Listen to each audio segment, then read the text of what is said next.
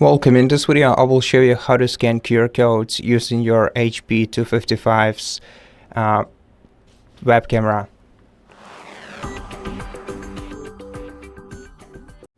Okay, so first of all, we have to prepare our QR code. Then we're gonna have to open the camera on our computer by opening the Start menu, searching for camera application. Once you find it, you have to open it, of course. Okay, and right now we're gonna have to give camera all the access that it asks us for.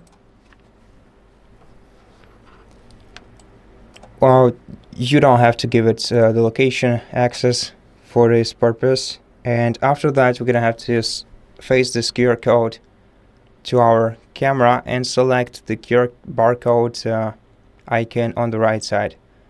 And this will make this link appear on the screen, and if we follow it, we'll get to the resource that we tried to reach using this QR code. And that's it. Thank you for watching this video. If it helped you, please consider subscribing to our channel, leave us a like in the comment below, and I'll see you in the next one.